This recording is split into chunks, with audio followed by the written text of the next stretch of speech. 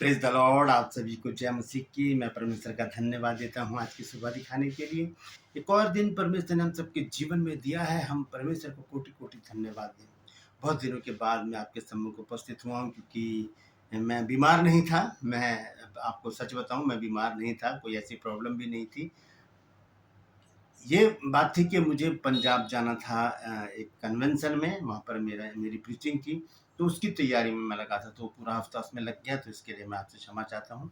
और मैं जानता हूँ कि आप लोगों ने मुझे मिस किया होगा। मेरे जो परमेश्वर के वचन हैं वो मिस किया आपने, लेकिन आज से मैं रेगुलर उपस्थित हूँ आपके लिए। एक नया संदेश प्रतिदिन मैं आपके सम्मुख लेकर आऊँगा। आज भी एक नया संदेश है, दासत्व का जुआ क्या है, इसको आज हम जानेंगे। बहुत महत्वपूर्ण संदेश है, क्योंकि सुबह जब मैं मनन कर रहा था, बाइबल पढ़ रहा था, तब परमेश्वर ने ये वचन मुझे दिया है।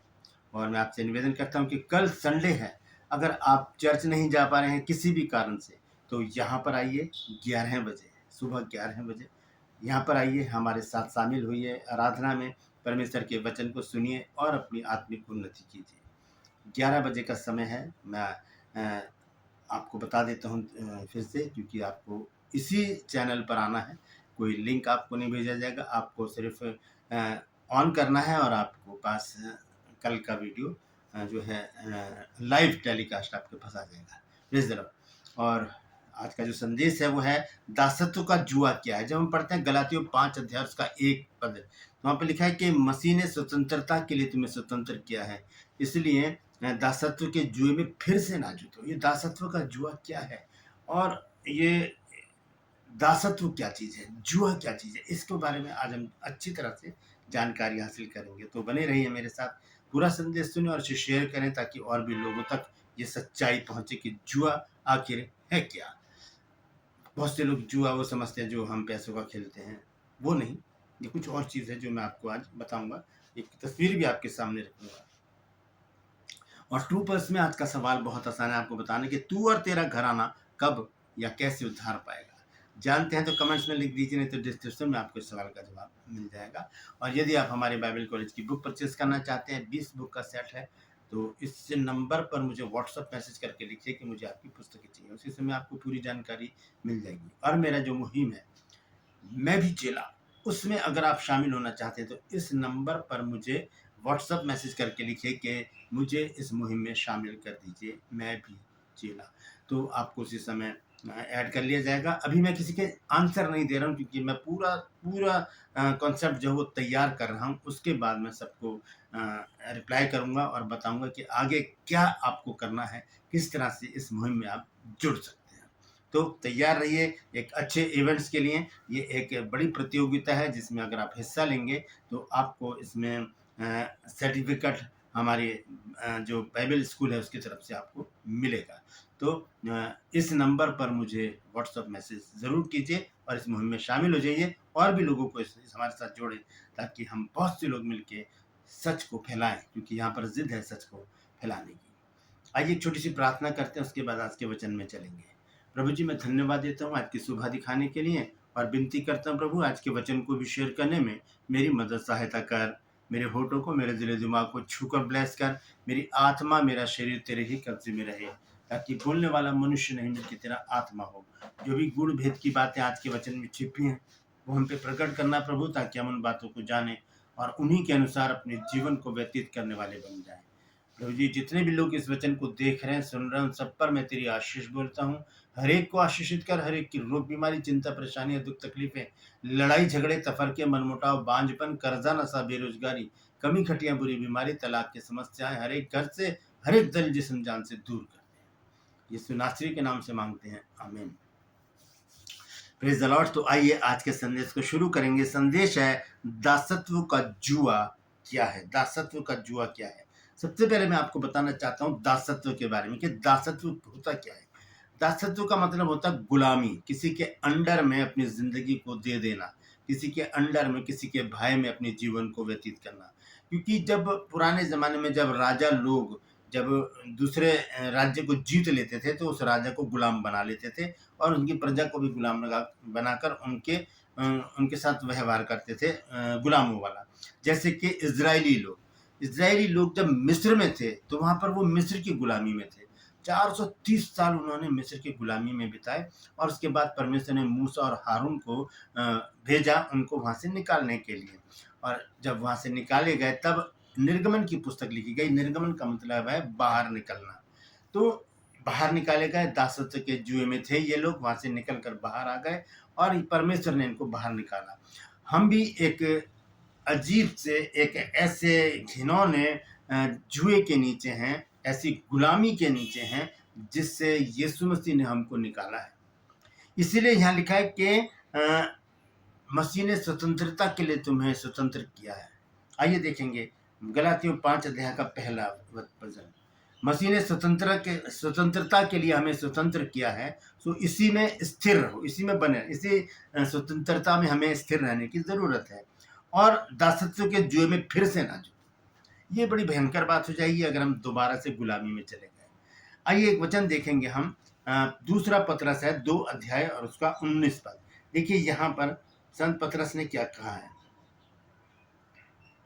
दूसरा पतरस 2 अध्याय और उसका 19 पद बताता है कि वे उन्हें स्वतंत्र होने की प्रतिज्ञा तो देते हैं पर आप ही सड़ाहट के दास हैं। ये जो दूसरा हिस्सा है इस पर मैं गौर करना चाहता हूँ। लिखा है क्योंकि जो व्यक्ति जिससे हार गया है वह उसका दास बन जाता है। हम जिस चीज से हार जाते हैं हम उसके गुलाम हो जाते हैं। जैसे कि मैंने आपको बताया, पुराने जमाने में जब राजा लोग अटैक करते थे किसी पर, तो वो उस राज्य को जीतने के बाद राजा तक को गुलाम बना लेते थे। आज भी हम देखते हैं जब देश जीत लिए जाते हैं तो वो दूसरे देश के जो जीतता देश वो उसका गुलाम हो जाता है। तो इसी तरह से हम देखते हैं इजरायलियों को भी, उन्होंने भी गुलामी में अपने जीवन को व्यतीत किया। यूसुफ के मरने के बाद परमेश्वर ने उनको निकाला। जब 70 लोग से वो लाखों लोग हो गए, परमेश्वर ने उनको मूसा और हारून के द्वारा निकाला। यहाँ पतरस कहते हैं कि जो व्यक्ति जिससे हार जाता है। अब हम ये देखना चाहते हैं कि हम किस चीज से हारे हुए हैं, लेकिन उससे पहले मैं आपको बताना चाहता हूं कि ये दासत्व का जुआ जो है ये क्या है।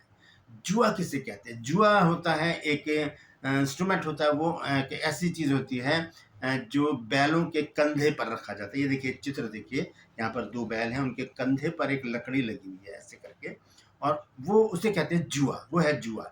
और ये दोनों ये समथर होते हैं, दोनों बराबर होते हैं, दोनों बराबर चलते हैं, तब हल जोता जाता है। यहाँ पर बैल है और यहाँ पर जो है वो लकड़ी है, इसके ऊपर एक और लकड़ी लगी होती है और नीचे होती है हल की फाल जो ऐसे जमीन में गाड़ी जाती है। और जब बैल समथर चलते हैं तो वो हल जोतते हैं, खेत को जोतते हैं, उसके बाद बीज बोया जाता है, तब वो फलवंत होता है। तो ये समानता, ये जो एक दूसरे का पैरेलल चलना, ये बहुत जरूरी है।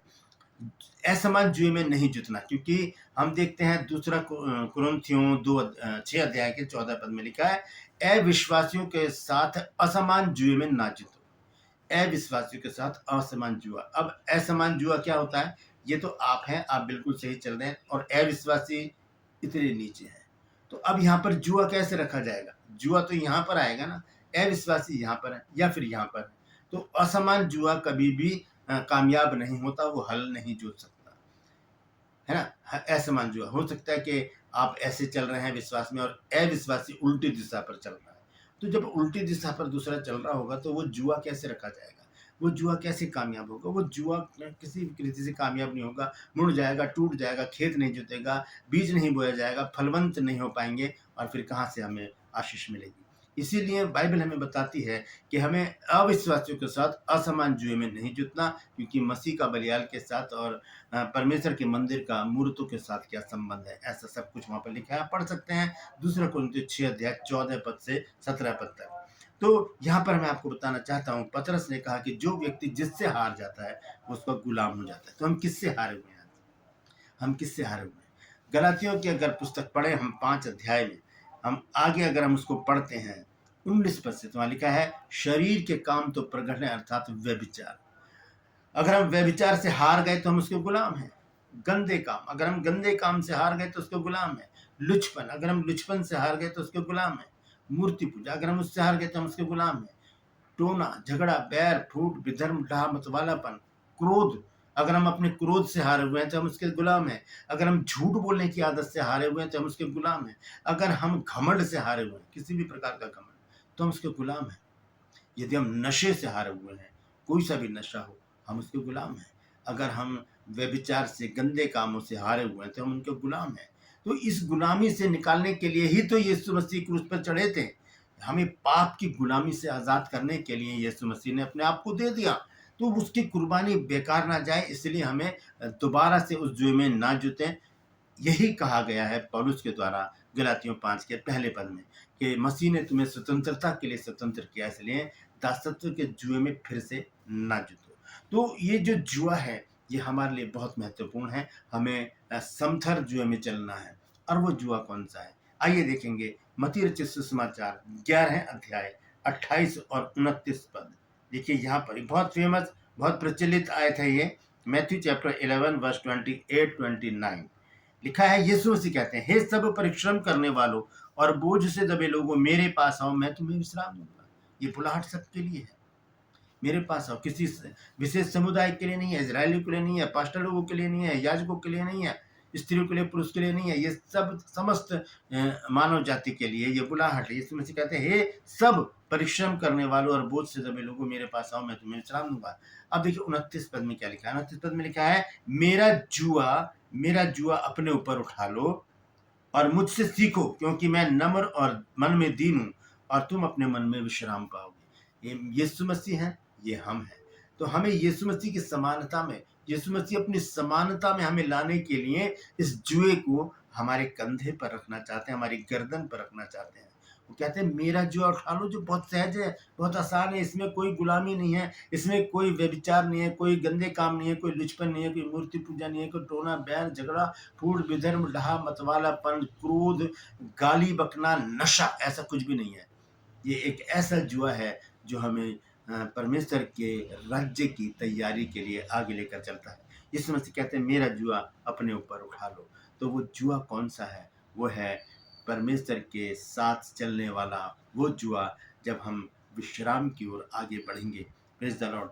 तो यहाँ पर हम देख रहे हैं, पतरस ने कहा कि जो व्यक्ति जिससे हार जाता है वो उसका गुलाम हो जाता है, उसका दास हो जाता है। तो आज हम ये सोचें कि आज हम किस चीज़ से हारे हुए हैं। क्या हम अपने क्रोध से तो नहीं हारे हुए?